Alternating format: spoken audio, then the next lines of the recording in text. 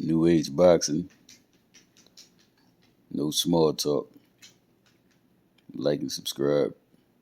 Let's go.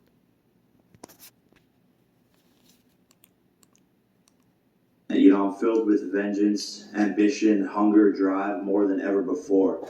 I have a lot to prove, 2 chips on each shoulder, and it's do or die for me. Truly, this fight is do or die. I have to leave it all on the line, and I think that's the same for Nate Diaz.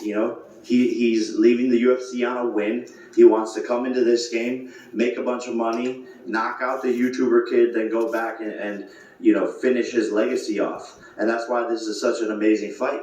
But I just lost, and if he beats me, then where does that leave me? So it's 2 people who can't lose, who don't want to lose, who never back down, who keep on fighting, and that's why this is war, and I'm ready for war. And by the way, when you say do or die, do you mean if you lose this fight, you're done?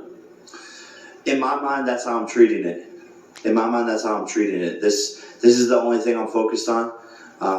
And I'm filled with that hunger, and I have more conviction now than ever of what I'm going to do in this sport. And when you're doing a lot of fights back to back to back, I'm knocking everyone out, putting them on their ass, making tens of millions of dollars, you can lose that hunger. And that loss reinstilled that in me. And I'm excited to come back. I said, don't judge me by my wins, judge me by my losses. So I'm going to come back, and I've been working in silence. I promise you that. I promise you, I know what I'm capable, and this is going to be the best version of Jake Paul that you're ever going to see in the ring. Nate Diaz was always the plan after Tommy. That was what I said even in the build-up to Tommy. I was like, it's Nate Diaz after Tommy Fury. So that was always the plan. This is a big fight. This is a fight that I've wanted for a long time.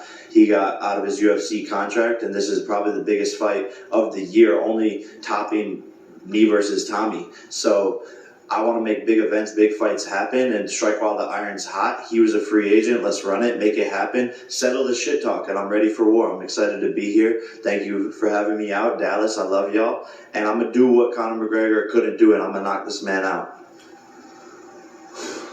I don't think no one won or lost, so it's like, that's why I wanted to fight too, because usually I want to fight the guys who won, but I don't think anybody lost in the fight anyway, so. And I think that was a hard fight to take was Tommy Fury, because not a very big deal. I feel you. Jake, before you fought Ben Askren, you were saying that this fight was inevitable, it was going to happen one day. People called you crazy, delusional. Is it surreal to be sitting up here across from Nate and actually have this come into fruition? Yeah, look, that's what people have said my whole entire career, so I'm used to it. I'm used to the non-believers, and I've always said exactly what I'm going to do, and then I've done it.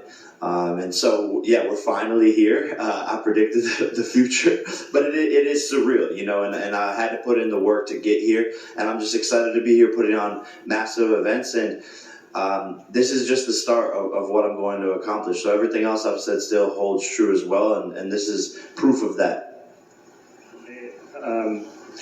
Jake always says it's himself versus MMA. Do you feel like you're representing MMA in this fight, or do you want people to look at you now as Nate Diaz, the boxer?